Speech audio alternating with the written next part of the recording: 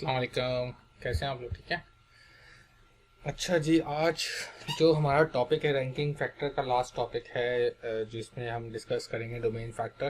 तो जल्दी से मैं क्विक ओवरव्यू कर लूँ कि हमने जो रैंकिंग फैक्टर के चार चीज़ें देखी हैं: on page SEO, of page SEO, website matrix और डोमेन मैट्रिक्स, जो कि हम अभी आज करेंगे। ऑन पेज पे हमने ये सारे मैट्रिक्स को देखा था, जिसको हमने वन बाय वन क्लियरली अपनी प्रीवियस वीडियोस में डिस्कस किया है। उसके बाद हमने ऑफ पेज की बात की थी। ऑफ पेज में हमने कहा था कि हम सिर्फ जो ये सब चीज़ों को डिफाइन किया था, बट बैक लिंकिंग की हम अलग से डेफिनेटली वीडियो बनाएंगे इंशाल्लाह। तीसरा हमने वेबसाइट फैक्टर पे बात की थी। ये एक टेक्निकल एसईओ के पार्ट से भी आई थी, और इसमें से बहुत सारी चीज़ें टेक्निकल एसईओ की जब वीडियो बनेगी उसमें भी चीज़ें कवर होंगी। और ये वो फैक्टर है जहाँ पे आपको डेवलपर की ज़रूरत भी पड़ती है। Now we will talk about the ranking factor, जो कि आप डोमेन खरीदते हैं। अच्छा, जो रैंकिंग फैक्टर में ना डोमेन की ये 5 चीज़ें बड़ी इंपॉर्टेंट हैं, जिसमें शायद मैंने डोमेन अथॉरिटी के बारे में शुरू में भी बताया है। Domain authority, page authority, domain relevancy, domain trust और डोमेन एज। ये सब चीज़ें क्या होती हैं? ये सब चीज़ें बहुत जल्दी जल्दी मैं इसको क्विक ओवरव्यू देता हूँ। डोमेन अथॉरिटी क्या होती है? डोमेन अथॉरिटी आपने जो वेबसाइट ली हुई है, जैसे हमने बात की थी mobilearena.com, उसकी अथॉरिटी क्या है? जब आप नई वेबसाइट लेते हैं तो उसका स्कोर होता है 0 और मैक्सिमम स्कोर होता है 100। तो जब आप लोग कोई डोमेन खरीदते हैं, लेते हैं, वो 0 होता है।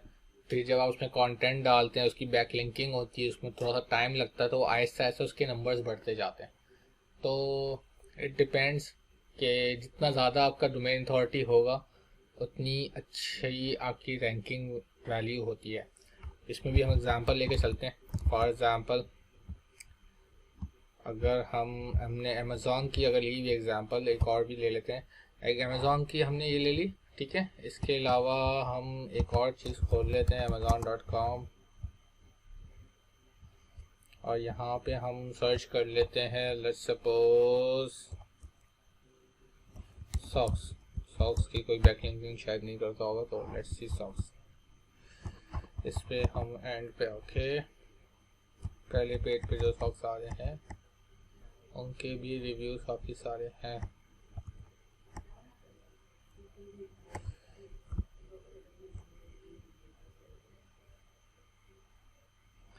इसमें से हम एक पेज उठाएंगे और मैं बस को देख लूँ कि मुझे लगे जिसका मैट्रिक्स अच्छे होंगे, हम वही पेज उठा लेते हैं। स्पॉन्सर्ड आ गए तो ये उठा लेते हैं, इसके प्राइसेस थोड़े से भी लो हैं, ठीक है। अच्छा, अब जो डोमेन क्या होता है और पेज क्या होता है, ये आपने जो amazon.com है, ये डोमेन है। डोमेन वो होता है जो हर पेज के लिंक के साथ अटैच होता है, जैसे amazon.com, फिर आगे ये URL लिखा हुआ है। ये एक डिफरेंट पेज है, ठीक है। जब आप वेबसाइट की डोमेन अथॉरिटी की बात कर रहा हूँ तो मैं बेसिकली इसकी बात कर रहा हूँ, amazon.com। और जब मैं पेज अथॉरिटी की बात कर रहा हूँ तो मैं इस तरह के डिफरेंट पेजेस, जो मैं क्लिक यहाँ खोलूँगा तो ये एक और पेज खुल जाएगा, ये अलग पेज है, ठीक है, ये अलग पेज है। तो बट डोमेन अथॉरिटी जो होगी ना, वो वेबसाइट की अक्रॉस द वेबसाइट सेम होती है, बट पेजेस की अथॉरिटी चेंज होती रहती है। तो अभी मैं टूल्स के थ्रू दिखाऊंगा कैसे होता है आप लोग को, बट मैं एक छोटा सा इंट्रोडक्शन दे दूँ हर चीज़ का, ताकि हम उसके साथ जो कवर करें तो फिर करें। अब आ जाए डोमेन रेलेवेंसी पे। डोमेन रेलेवेंसी क्या होती है? डोमेन रेलेवेंसी की ये बात है कि आपने जो चीज़ बेचनी है वो आपके डोमेन नेम से कितना रेलेवेंट है। फॉर एग्जांपल, हमने यहाँ पे अमेज़ॉन की बात की। अमेज़ॉन का नाम तो अमेज़ॉन नहीं रखा ना, इससे पहले कोई नहीं था, तो डोमेन रेलेवेंसी इसमें नहीं है। बट अमेज़ॉन ने खुद से इतना अच्छा काम करके खुद से डोमेन रेलेवेंसी बनाई हुई है, I sell A to Z Amazon. तो अगर फॉर एग्जांपल हम नॉर्मल किसी प्रोडक्ट का नाम लिखते हैं, लेट्स सपोज हमने लिखा था मोबाइल अरीना फॉर एग्जांपल।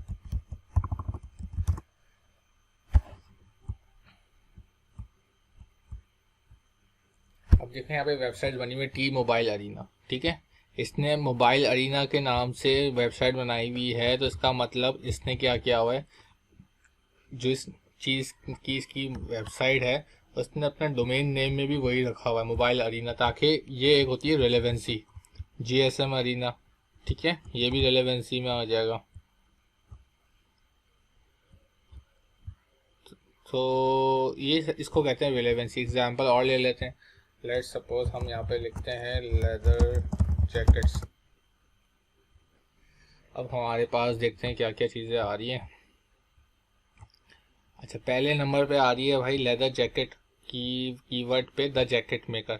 अब इसने देखे रेलेवेंसी द जैकेट मेकर, इसने गूगल को बता दिया द जैकेट मेकर कि we are the manufacturer of jackets, और कीवर्ड है लेदर जैकेट्स, तो ये डोमेन रेलेवेंसी में आ गया। अब ये जैकेट मेकर है, अगर ये शूज़ लेके जाता है, शूज़ बनाता है, तो ये रेलेवेंसी में नहीं आएगा। They are the jacket manufacturer as पर द डोमेन, बट शूज़ अगर होंगे, लेदर शूज़ कर दूंगा मैं लेट सपोज यहाँ पे, तो दे इनका डोमेन रेलेवेंसी में नहीं होना चाहिए। तो पॉइंट ये है कि जो आपका डोमेन नेम है वो बड़ा सोच के रखना पड़ता है आपको, इसीलिए कि जिस कैटेगरी या जिस नीश पे आप बात करना जा रहे हैं उससे रेलेवेंट होना चाहिए शूज़। अब यहाँ पे तो ब्रांड्स आ गए लेदर शूज़ में, ज़ारा भी ब्रांड है। लेदर शूज़ में अगर देखा जाए तो लोग इंटरनेशनल कंपनी ने किसी ने ऐसा काम नहीं किया, बट डिफरेंट लोकल मार्केट वालों ने किया हुआ है। लेदर शूज़ मेकर में I guess the shoe maker आएगा।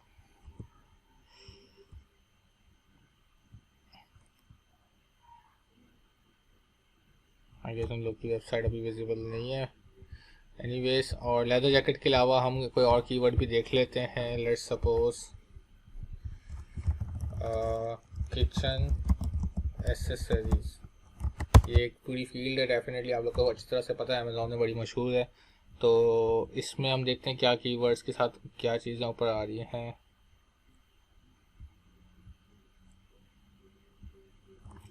अच्छा, मैं इसमें वीपीएन लगा के भी रिजल्ट्स देख लेता हूँ एक दफ़ा।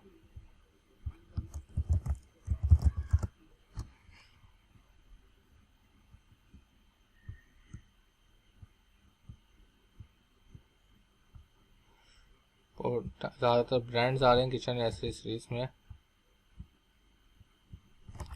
अच्छा, बेड एंड बाथ की कैटेगरीज में देख लेते हैं।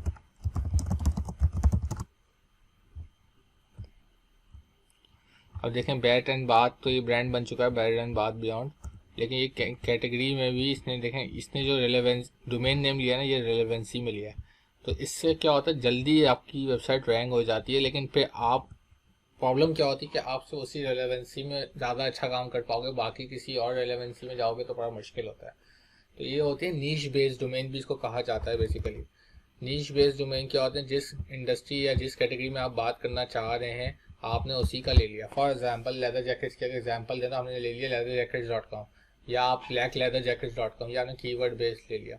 तो बहुत सारे लोग ये काम करते हैं, इसमें क्या है कि कंटेंट कम डालने पे भी आप जल्दी रैंक हो जाते हो। तो डोमेन की relevancy SEO point of view से बहुत ज़्यादा इंपॉर्टेंट है, तो इसको ख्याल रखिएगा।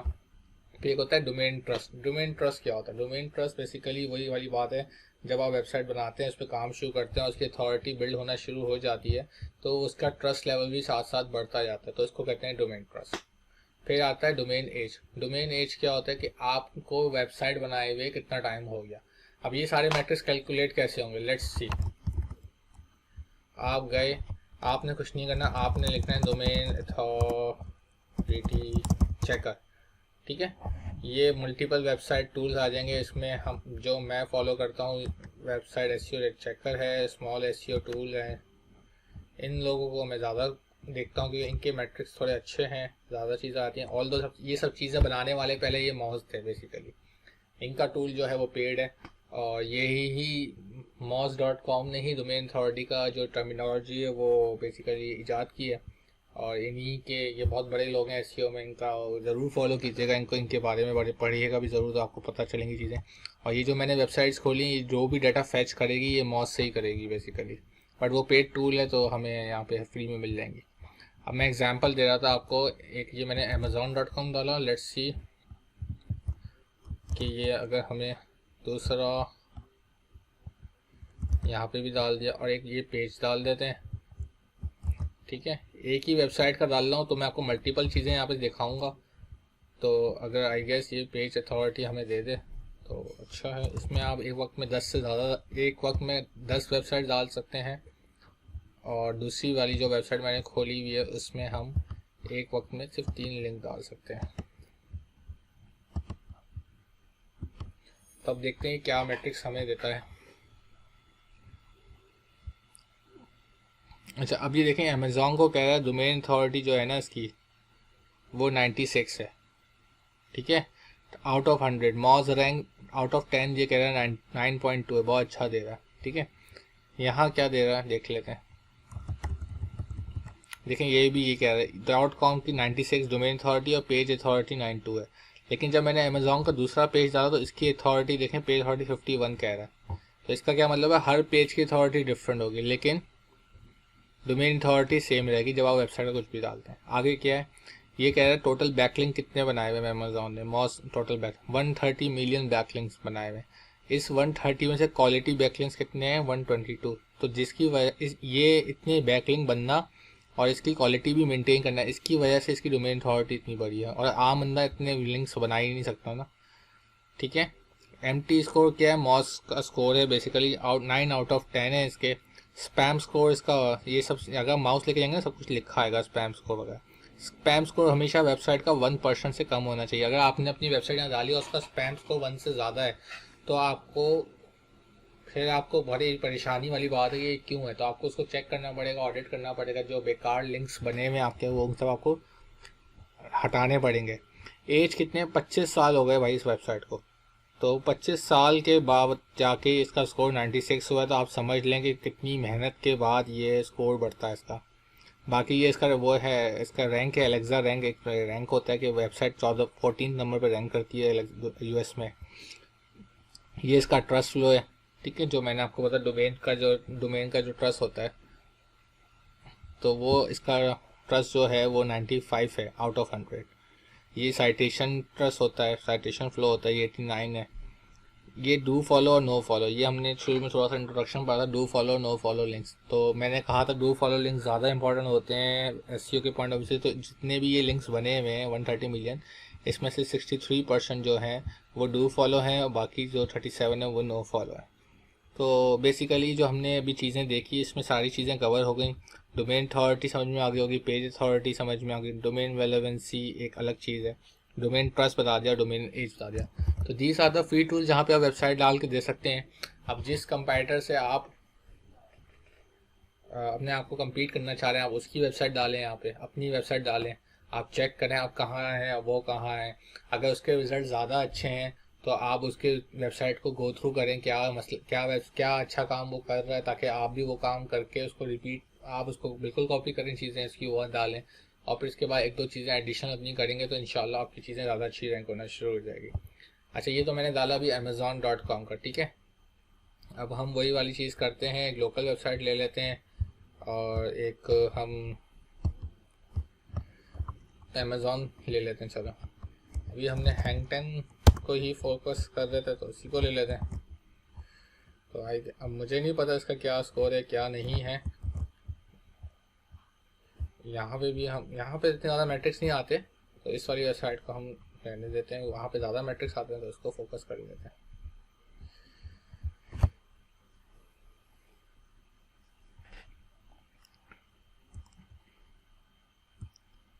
अब ये देखें हैंग टैंक होना वेबसाइट बिल्कुल नहीं है, अभी ज़्यादा टाइम नहीं हुआ, 12 का इसका डोमेन अथॉरिटी है।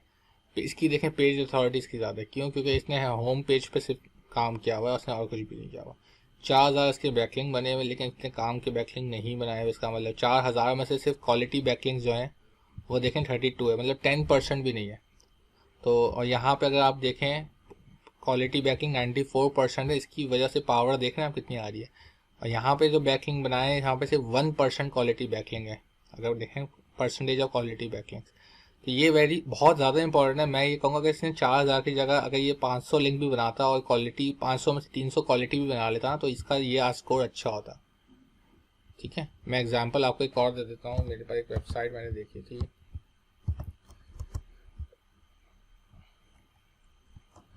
तो उसका भी स्कोर हम लोग हाथों हाथ देख लेते हैं। उसका स्कोर इससे तो अच्छा होना चाहिए आई गेस, बट उसने इतना ज़्यादा काम नहीं किया हुआ,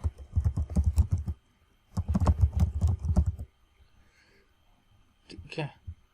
इसको भी हाथों हाथ देख लेते हैं। ओप्स, ये हमारे गूगल का ये बड़ा मसला है, अगर एक काम बार बार करें तो वो समझते हैं कि बॉट है, तो वो इस तरह के हमें पजल्स देते हैं। फायर हाइड्रेंट्स इसमें तो बॉट नहीं है। चलिए अब देखते हैं क्या आ रहा है।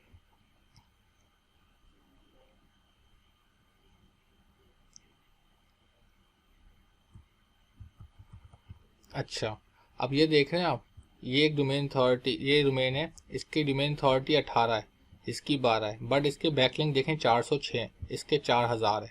तो ऐसा नहीं कि जितने बैकलिंक आप बनाएंगे उतनी अथॉरिटी आपकी ज़्यादा होगी, ऐसा नहीं होता। आपने देखें इस बंदे ने, इसके भी हालांकि क्वालिटी बैकलिंक सिर्फ 12 है, बाकी सारे स्पैम वाले होंगे या कुछ होंगे, 3% इसकी क्वालिटी बैकलिंक्स है, but still he manage to get a good DA according to this. अगर इसके 32 लिंक्स क्वालिटी बैकलिंक्स हैं और इसके 12 क्वालिटी बैकलिंक्स है, फिर भी इसकी क्वालिटी इतनी मेंटेन है कि इसको हो गया। डोमेन को 2 साल हो चुके हैं, स्पैम स्कोर नहीं है। अब देखें ये हैंगटेंग का स्पैम स्कोर देखें 17%, इसकी वजह से इसकी डीए भी कम है। स्पैम स्कोर हमेशा 1% या 1% से कम ही होना चाहिए। ओ एस हमारा जो है ऑफ पेज एस इसको 94% है, इसका 27%, इसका 33% है। ट्रस्ट जो फ्लो है इसका देखें 2 है, इसका 8 है, कितना फ़र्क है हर चीज़ में। डू फॉलो लिंक हालांकि इसने ज़्यादा बनाए हुए हैं, अगर एस के स्कोर के हिसाब से करें तो 85% बहुत अच्छा स्कोर है, बट सारे इसने स्पैम लिंक बनाए तो कोई फ़ायदा ही नहीं हुआ ना इसका। तो ये सब चीज़ें बहुत ज़्यादा इंपॉर्टेंट होती हैं।